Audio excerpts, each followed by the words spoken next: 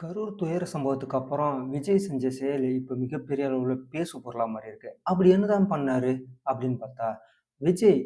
20,00,000 உயிரிழந்தவங்களோட குடும்பத்துக்கு தர்றதா ஏற்கனவே அறிவிச்சிருந்தாரு. வழக்கமா எல்லாரும் நிவாரணம் குடுக்குறாங்க, இழப்பீடு குடுக்குறாங்க அப்படின்னா, நேர்ல போய் குடுப்பாங்க. அதே ஒரு விழாவா நடத்தி குடுப்பாங்க. மிகப்பெரிய அளவுல கூட்டத்த கூட்டுவாங்க. அப்பதான் அவங்களுக்கு ஒரு விளம்பரம் கிடைக்கும் அப்படிங்கிறதுக்காக. ஆனா விஜய் எந்த விதமான ஒரு அறிவிப்பு இல்ல, எந்த விதமான ஒரு கூட்டம் சேர்க்கல, நேர்ல போல, யாரையும் எதையும் தொடர்பு கொள்ளல. அவர் நேரடியா அந்த பாதிக்கப்பட்டவங்களோட அக்கவுண்ட்டுக்கு பணத்த ரூ. 20,00,000 நேரடியா அனுப்பிட்டாரு. அதுல ரூ. 20,00,000 அனுப்புறாங்க அப்படின்னா, அதுல வந்து பணத்த பிடிக்கிறதோ அந்த மாரிலாம் எந்த ஒரு இதுவும் இல்லாம, நேரடியா அவங்க அக்கவுண்ட்ல கிரெடிட் ஆயிருக்கு. இது பாதிக்கப்பட்டவங்களுக்கு ஒரு சின்னதா ஒரு ஆறுதல் கொடுக்கும் அப்படின்னு தவகவினர் சொல்றாங்க. அது மட்டும் இல்ல.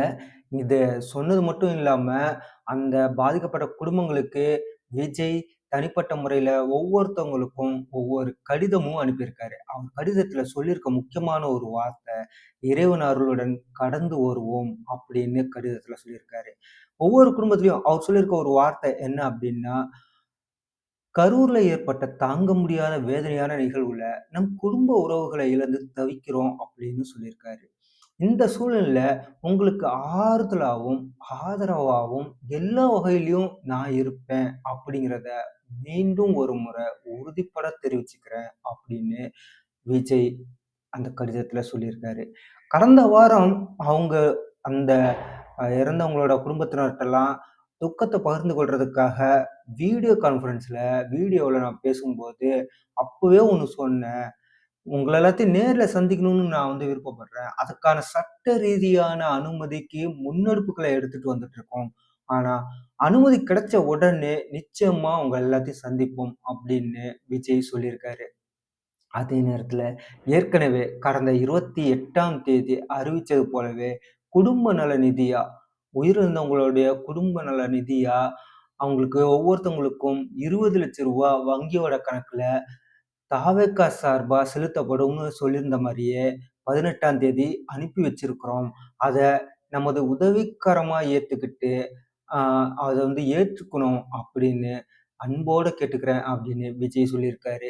இறைவன் அருளுடன் இந்த கடினமான தருணத்தை கடந்து வருவோம் அப்படின்னு விஜய் தன்னுடைய அந்த கடிதத்துல சொல்லியிருக்காரு. சரி, இப்படி கடிதம் மட்டும் குடுத்துட்டு, பணத்த நேரடியா அவங்க அக்கவுண்ட்ல குடுத்துட்டு, சாதாரணமா விஜய் கடந்துட்டு அப்படியே போயிடுறாரு.